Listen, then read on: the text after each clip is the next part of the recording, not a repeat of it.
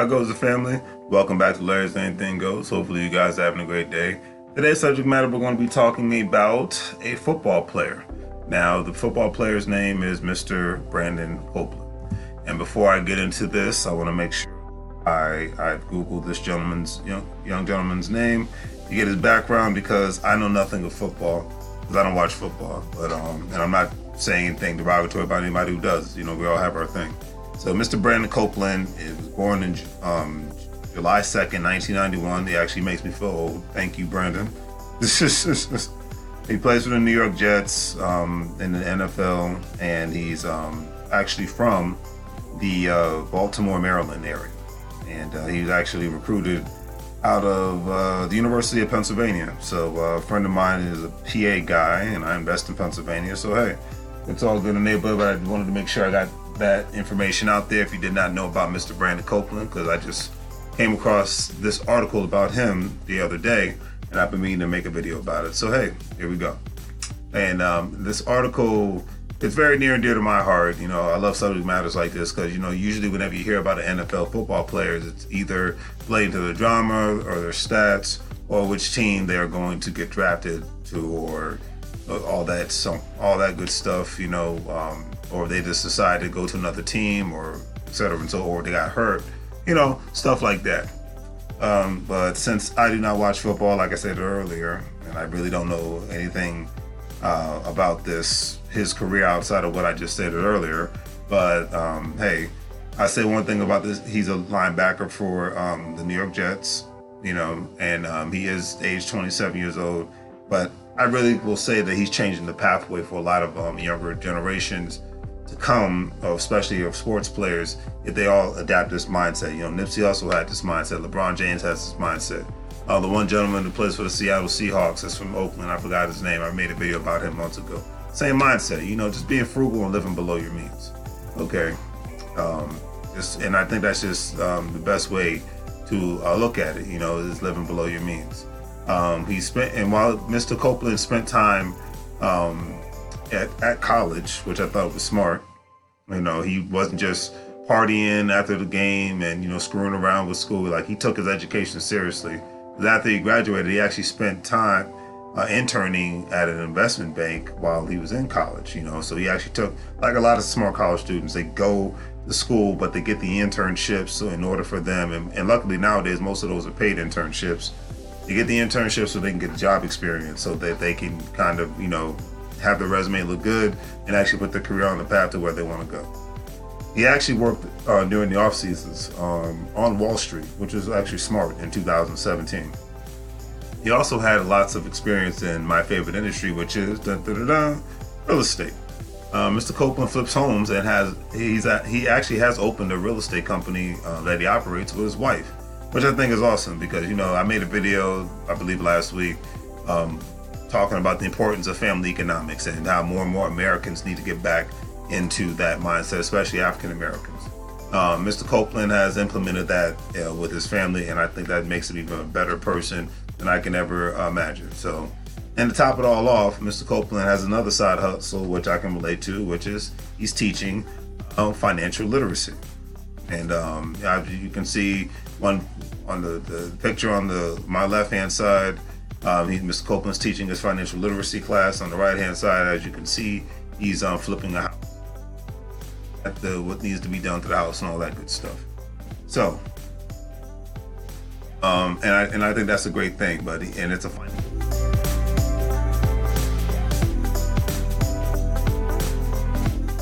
Dr. Brian Peterson, who's a director of Penn's Maku Black Cultural Center. And the name of the class is Life 101, which covers the realities of life we all have to deal with, like how to invest, plan for retirement, bad credit, things of that nature. And I think I commend that university and any other university that's out there who's actually trying to teach more financial literacy, because, hey, I got a degree, I went to school, most of us have, and a lot of these colleges are very obsolete in what they're teaching people, how to really succeed in today's world and excel in today's world. So I commend any university or school that's actually, whether it's even public school or private school, that's actually trying to train their student body to become successful and not just teach them a bunch of information that they can get on Google or just reading books themselves. You know what I mean? So I really commend the schools for that are doing that, because a lot of these schools are just obsolete. They're just stuck. You know, it's unfortunate, but it is true. And they're producing a lot of people who cannot really compete in today's economy, and who definitely don't have a mindset of an entrepreneur, or have financial literacy, so they don't get into numerous crazy amounts of debt, you know. So, but that's just a personal opinion, and it's obviously the opinion of others. But yeah, that's just where we are. So we have to try to do better all at the same time, and it takes everybody to do it. You know, Mr. Copeland, with his great businesses, he came up with the concept with a former teammate, you know, as far as with the financial literacy class. And basically it's because they were talking about certain money mistakes that occurred in the early 20s, and the things that they wish they would have knew about, you know, like basically like if we all had a time machine, you know, we would all go back and done certain things in our life differently, whether if it was financially, physically, whatever have you, or things we said, we would do things differently. And I've been fortunate enough to be around a lot of financial professionals, a financial literate with my mother, and then having financial literacy taught to me via YouTube of different entrepreneurs, and people like Dr. Claude Anderson, people like Dr. Royce Watkins, you know, for people who are about, you know, was it Robert Kiyosaki, Rich Dad Poor Dad, you know, people like that.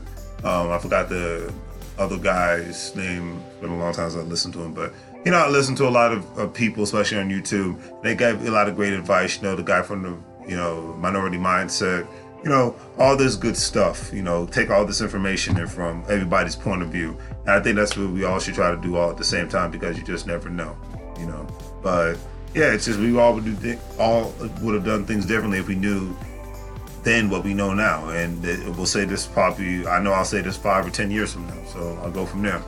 Mr. Copeland stated, and I quote, "I don't care if you're an engineer student, I don't care if you're a nursing student, if you're only going to build rockets, you know, when you grow up, or if you're going to sweep floors, whatever, you're going to use something from his financial literacy class." And I agree with that, because no matter what your background is, degree, GED, no GED, skill trade, certification, whatever have you, financial literacy is the best path.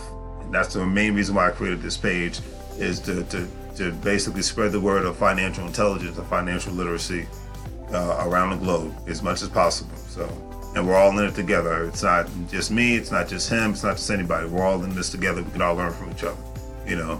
So I commend him for that. And he also stated that he's not a financial expert, which I commend him for that. He's being honest. But he has mastered the art of hoarding money. I think more people, especially in the United States, need to really get back into those days of having more of a simple life and hoarding as much money as possible, because you never know when your hustle or your job or your company is going to go belly up. That's a personal opinion, but it is an opinion of others and actual economists all at the same time. Mr. Copeland said, and I quote, that he is literally stacking, and continuously stacking his money. I can get with that. Okay, I can really get with that. Okay, so about 60% of Mr. Copeland's post-tax salary actually goes towards safe long-term investments, he explained. And also another 30% goes into his savings account. So Mr. Copeland's living below his means. He's being very frugal, you know. Literally lives, you know, when it comes down to it, Mr. Copeland literally lives off the remaining 10 to 15% left of his money outside of what I just stated. He also stated that anything he can get into an account, and I feel the same way, and just let the money sit, he actually does that. Mr. Copeland has worked hard enough and saved enough money to where if he stopped playing football today, he would have more than enough to live off of. Something to think about, people. He signed a 1-year, $1.2 million contract with the New York Jets in 2018. He puts his income, which puts his income well above that of an average American, which is cool. But he stated that you do not have to be rich to pay yourself first. That's definitely a Robert Kiyosaki, Rich Dad Poor Dad moment right there. Thanks to compound interest, meaning the more you can set aside with savings, stocks, bonds, the better off you will be. Many experts recommend the 50 to 30% rule of personal finance. meaning 50% of one's income obviously goes to necessities like rent and groceries, 30% towards discretionary spending, and 20% towards savings.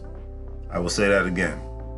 Many financial experts say when it comes down to financial intelligence, they recommend following the 50, 30 to 20 rule of personal financing, meaning 50% of your income goes to necessities like rent or mortgage, groceries. That's the necessities. You need food, you need a place to live.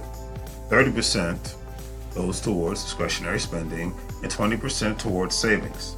If you can set aside 90% like Copeland does, more power to you, but most people can't. That's just not realistic for most people. Now, if working people apply these standards with an extra $20 to $50 a month by placing it into a savings account, buying certain stocks, and teaming up with the right people to create businesses, ownership, and multiple levels of ownership, then you never know how your life could change financially. It's just one way to look at it. I give a lot of people credit, but I give way more credit to people like Mr. Copeland because they could be spending until the wheels fall off and not caring. But we've seen the sad story. A lot of sports players and stars spend like crazy, ball till they fall, and then they fall and they can't get back up. So I give Mr. Copeland a lot of credit for being a forward thinker. We need more forward thinkers. He's younger than me, and he's a forward thinker. Okay, being frugal with his money when he doesn't have to. That is the name of the game. So trying to be frugal with your money when you definitely have to is in your best interest. Living below his means, meaning you should be living below your means. Saving his money and creating assets is and will always be the name of the game until the end of time, especially in today and tomorrow's economy. You don't need to take my word for it. You just go out there and see. Doesn't matter who the president is who's run Congress, okay? Salaries are going to continue to be stagnated or go down. Okay, cost of living will continuously go up. Cost of food will continuously go up because it's called that crazy thing called inflation. So get this political nonsense out of your mind. Start looking at the facts and figures of the money and figure out how you can climb that ladder and who you can climb that ladder with, and don't try to do it by yourself unless you just happen to be a millionaire like him, or I'm talking about working people here. So have a sky's the limit mentality when it comes to your earning potential, your savings potential, and your investing potential. That's all I'm saying. So hopefully you guys like the video. Remember, you can't get fired if you own a company. So today or tomorrow, start your own company. Please like, subscribe, check out the online store. And as always, thank you for watching. You guys have a great day. Keep doing what you're doing, family. Bye-bye.